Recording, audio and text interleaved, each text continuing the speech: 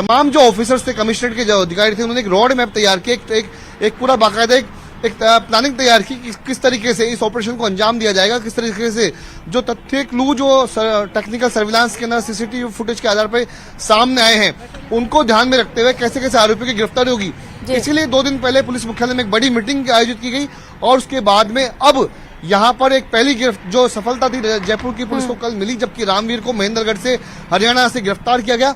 और रामवीर ने बताया कि उसी ने सुखदेव सिंह गोगामेडी के 5 दिसंबर को हत्या के बाद में उसी ने नितिन फौजी और रोहित सिंह को यहाँ से पहले बाइक पर ले जाकर के पहले बगरू टोल प्लाजा तक ले गया, उसके बाद में नागौर डिपो की बस में बैठाया। वहीं से ये आरोपी पहले हिसार पहुंचे, हिसार के बाद में ये लोग हिमाचल प्रदेश में कुल्लू मनाली भी पहुंचे। यानी नितिन फौजी और रोहित सिंह सबसे पहले हिसार भागे जयपुर के बाद में, और हिसार से ये सभी लोग पहले दोनों जो शूटर थे वो कुल्लू मनाली पहुंचे, वहां रहे। उसके बाद में कुल्लू मनाली से होकर के वापस जब चंडीगढ़ पहुंचे, उस बीच पुलिस को सूचना मिली, भनक मिली, जयपुर पुलिस की टीम को, यानी जो 3 इंस्पेक्टर्स की टीम को चंडीगढ़ रवाना किया गया। लेकिन जब लगा कि हथियारों जो बदमाशों के पास हथियार हो सकते हैं, ऐसे में दिल्ली पुलिस की स्पेशल टीम का सहयोग लिया गया, वहां बुलाया गया और आखिरकार कल जयपुर पुलिस को महज 72 घंटों में जो आश्वासन 6 दिसंबर को धरना खत्म कराते वक्त राजस्थान की पुलिस ने दिया था कि 72 घंटे का वक्त हमको दीजिए, हम 72 घंटों में आरोपियों को पकड़ के लाएंगे, इस वारदात में जो भी शामिल है उनको पकड़ेंगे। और महज 72 घंटों के भीतर राजस्थान पुलिस ने जो कहा था वो कर दिखाया। 72 घंटों के भीतर राजस्थान पुलिस ने, उसके ऑफिसर्स ने मिलकर के तीनों शूटर्स को गिरफ्तार करने में एक अहम भूमिका अदा की है। तो अब तक 4 आरोपी, जिनमें 2 सहयोगी रामवीर, दूसरा सहयोगी उधम, 2 पकड़े गए। वहीं पर 2 आरोपी शूटर रोहित सिंह और नितिन फौजी अब तक गिरफ्तार हो चुके हैं। जी बिल्कुल विष्णु, एक बड़ी सफलता के तौर पर इसे देखा जा सकता है, क्योंकि महज 72 घंटे के अंदर पुलिस ने जो आश्वासन दिया था पीड़ित परिवार को, उसे पूरा करते हुए शूटर्स को भी गिरफ्तार किया है, उनके मदद करने वालों को भी। जैसा कि आपने बताया कि शूटर्स ने अलग अलग जगह पर फरारी काटी, क्या यह संभव है कि कुछ और लोग भी हो सकते हैं जिन्होंने इनकी मदद की हो? देखिए प्रियंका, एक बड़ी चैन इस पूरे घटनाक्रम में सुखदेव सिंह गोगामेडी हत्याकांड में, चूंकि जिस तरह से जिम्मेदारी लॉरेंस बिश्नोई के ही साथी रोहित गुदारा ने इस पूरे हत्याकांड के बाद में ली थी। उन्होंने कहा था कि इस हत्याकांड की जिम्मेदारी हम लेते हैं। एक पोस्ट जो है सोशल मीडिया पर सामने आई थी और उसमें जिम्मेदारी लेते हुए कहा कि चूंकि आरोप ये लगाया गया हत्याकांड की वजह जो बताई गई कि सुखदेव सिंह गोगामेडी लॉरेंस और रोहित गुदारा की गैंग से जो जुड़े हुए जो दुश्मन जो उनके हैं, उन दुश्मनों को सहयोग कर रहा है, इसी का बदला लेने के लिए सुखदेव सिंह की हत्या वो करवा रहे हैं। तो जो चैन है, अभी तो 4 आरोपी गिरफ्तार हुए, जिसमें 2 शूटर हैं, 2 सहयोगी हैं। लेकिन इसमें क्या रोहित गुदारा की क्या भूमिका रहेगी, या फिर अन्य कौन कौन लोग हैं जिन्होंने जयपुर में या फिर हिसार में या फिर हिमाचल प्रदेश में इन दोनों शूटर्स को ठहराने का काम किया। देखिए पुलिस की और गाड़ियां जो यहाँ पर आ गई है, पूरा जाब्ता, यानी जयपुर एक तरफ यदि ERT का जाब्ता यहाँ पर लगाया गया तो एक बस और जयपुर पुलिस की जो जाब्ते की यहाँ पर बुलाई गई, तो कम से कम 100 पुलिसकर्मियों की टीम इस वक्त सोडा थाने पे बुला ली गई है। तमाम जो मैं आपको फिर से दिखा रहा हूँ, एक गेट ये जो है पहला गेट है जहां पर कमांडोज को लगाया गया है। वहीं पर करीब 50 मीटर की दूरी पर आगे की तरफ एक और गेट है जहां पर भी उस दरवाजे को भी बंद कर दिया गया है। मैं दिखा रहा हूँ चप्पे चप्पे का नजारा, देखिए किस तरीके से जो मुख्य गेट है वहां पर कमांडोज यहाँ पर लगाए गए हैं। हर जगह पर दरवाजे बंद कर दिए गए हैं और इन्हीं दरवाजों पर जो जयपुर पुलिस का जो जाब्ता है, ERT का जाब्ता है, हथियारबंद कमांडो जी, ये वो ट्रेंड कमांडो हैं जो किसी भी तरीके से निपटने के लिए, या फिर कहें कि ATS आतंकवादी निरोधक दस्तों की भी ये टीमें, बेहद प्रशिक्षण इनको दिया गया है किसी भी तरह की स्थिति से निपटने के लिए, गैंगवार से निपटने के लिए। ये कम उम्र के जो ये कमांडोज है अत्याधुनिक हथियारों के साथ में मौजूद है, लैस है, और इनको सुरक्षा की पहली पंक्ति में यहाँ पर सोडला थाने में तैनात किया गया है। हरिकृष्ण जो कि ERT के जो मेन इंस्पेक्टर हैं वो इनको डायरेक्शंस दे रहे हैं। वहीं पर अंदर की तरफ यदि मैं बात करूंगा तो जयपुर पुलिस के अलावा जो DCP साउथ है योगेश गोयल, वो यहाँ पर आरोपियों से पूछताछ करने में लगे हुए हैं।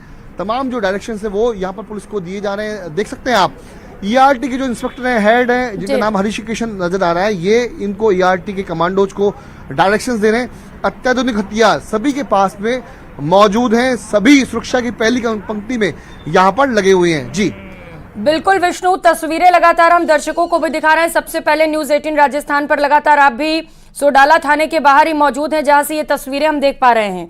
क्योंकि एक बड़े गैंग से ताल्लुक रखते हैं दोनों शूटर्स, तो इस तरीके के इंतजाम भी जरूरी हो जाते हैं। विष्णु, एक बार फिर से जरा उनकी क्राइम हिस्ट्री के बारे में जानकारी दीजिएगा। देखिए प्रियंका, सबसे पहले मैं बताऊंगा कि ईआरटी के अलावा जयपुर पुलिस की टीम को यहाँ रखा गया था। अब आरएसी का जो जाब्ता है, आरएसी का जाब्ता भी यहाँ पर सोडला थाने में बुला लिया गया है। आरएसी का पूरी बस, जो मैं कुछ देर पहले दिखा रहा था हाँ। कि आरएसी का पूरा जाब्ता, एक पूरी बस यहाँ पर बुलाई गई है। तो जयपुर पुलिस, आरएसी के अतिरिक्त फोर्स, उसके अलावा ईआरटी के कमांडोज, तमाम पुलिसकर्मियों को यहाँ पर रखा गया है। और यदि मैं बात करूंगा एक बार फिर से कि सहयोगी इस पूरी 5 दिसंबर को सुखदेव सिंह गोगामेडी का जो हत्याकांड हुआ था, उसमें पहली सफलता मिली रामवीर के रूप में, जो कि महेंद्रगढ़ का ही रहने वाला है। नितिन फौजी जो कि शूटर था, उसका मेन सहयोगी था, उसका बचपन का दोस्त था। 12वीं क्लास तक इन दोनों शूटर सहयोगी रामवीर और जो शूटर है नितिन, इन्होंने साथ साथ जयपुर में पढ़ाई की थी। और आखिरकार 9 नवंबर को जब नितिन फौजी ने, उसके साथियों ने महेंद्रगढ़ में पुलिस पे फायरिंग की, उसके बाद वो फरार हो गया। उसके बाद नितिन फौजी ने अपने साथी रामवीर को जयपुर भेजा। रामवीर ने ही जयपुर में नितिन फौजी के ठहरने की व्यवस्था यहाँ पर की थी, होटल में और किसी परिचित के यहाँ पर ठहराया गया। करीब 15 दिन तक आरोपियों ने हत्याकांड की यहाँ पे प्लानिंग पूरी फुल प्रूफ तरीके से की। और आखिरकार जब एकदम क्लियर हो गया कि सुखदेव सिंह गोगामेडी 5 दिसंबर को घर पर मिलेगा, तब नितिन फौजी, उसके अलावा रोहित सिंह अपने साथी नवीन सिंह शेखावत को लेकर के उनके घर पहुंचते हैं। करीब 12:30 बजे का वक्त था, जबकि सबसे पहले जो नवीन शेखावत है, उसने सुखदेव सिंह गोगामेडी से बातचीत की। करीब 10 मिनट बाद जब सुखदेव गोगामेडी ने उन्हें मिलने के लिए अपने कमरे में बुलाया, तभी आरोपी ने बातचीत के बहाने मौका पा करके ताबड़तोड़ फायरिंग शुरू कर दी।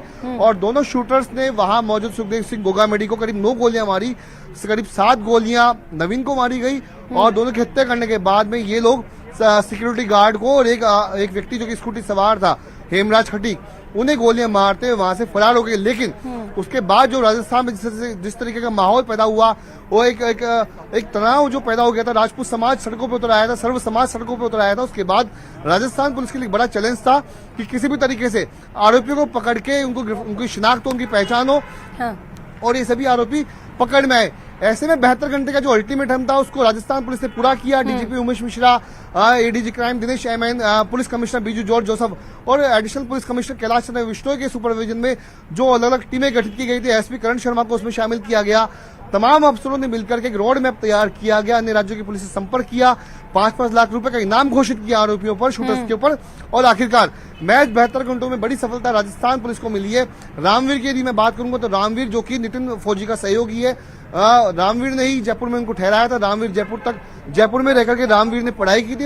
ऐसे में उसे जयपुर के बारे में पूरा नॉलेज था। यदि मैं बात करूंगा नितिन फौजी की, तो नितिन फौजी के खिलाफ आर्म्स एक्ट में जो मुकदमा दर्ज था। नितिन फौजी कुछ समय पहले जाट रेजिमेंट में भर्ती हुआ था, बहरोड में उसकी पोस्टिंग थी। लेकिन 9 नवंबर को नितिन फौजी, अब तक की जानकारी में सामने आया कि अपने परिजनों से गाड़ी ठीक करवाने के बहाने घर से निकलता। उसके बाद में वो घर नहीं पहुंचा। और आखिरकार जब उसकी पहचान हुई तो सुखदेव सिंह गोगामेडी का मर्डर हो चुका था, जिसमें नितिन फौजी का रोल सामने आया था। यदि बात करूंगा मैं रोहित सिंह राठौड़ की, जो कि जयपुर का ही रहने वाला है, मूल रूप से मकराना नागौर में जूसरी सर गांव का रहने वाला है, तो रोहित के खिलाफ जयपुर में के अलावा उदयपुर, उसके अलावा लाडनू और मकराना में आर्म्स एक्ट, दुष्कर्म, ऐसे करके करीब 4 से 5 मुकदमे दर्ज हैं। हाँ। तो ऐसे में हम बता रहे हैं किस तरीके से रोहित के खिलाफ 4 से 5 मुकदमे दर्ज हैं। नितिन जो है हरियाणा में पुलिस पे फायरिंग करके फरार हुआ था। इस तरह से देखिए, ये जो पुलिस की गाड़ी एक बार फिर से यहाँ पे लगी हुई है, जो एडिशनल एसपी पारस जैन है, बाहर आ रहे हैं, बात करने की कोशिश करेंगे एडिशनल एसपी से बात करने की कोशिश करेंगे। सर कब कौन लाया गया? पारस जैन जी, पारस सर कितने लोग हैं सर नितिन फौजी के साथ? देखिए, कुछ बोलने को तैयार नहीं एडिशनल एसपी पारस जैन, कुछ बोलने को तैयार नहीं, चूंकि आज पूरे मामले में press conference DGP Umesh Mishra करेंगे। ऐसे में डीजीपी उमेश मिश्रा के साथ में ही वही कुछ इस पूरे मुद्दे के ऊपर बोलते हुए नजर आएंगे। और इसीलिए पारस जैन, जो कि अभी कुछ देर पहले ही हमारे सामने सोडला थाने से बाहर निकले थे, वो कुछ बिना कुछ बात किए मीडिया से वे बाहर चले गए। चूंकि पूरे मामले में प्रेस कॉन्फ्रेंस सीनियर डीजीपी को करनी है, एडीजी क्राइम को करनी है, पुलिस कमिश्नर को करनी है। ऐसे में जो बाकी जो अधिकारी हैं, वो इस पूरे मामले में बोलने से बच रहे हैं। जी बिल्कुल विष्णु, अभी फिलहाल अधिकारी कुछ भी कहने से बच रहे हैं, लेकिन जब प्रेस कॉन्फ्रेंस करेंगे अधिकारी तो जानेंगे भी कि क्या खुलासे करती है पुलिस।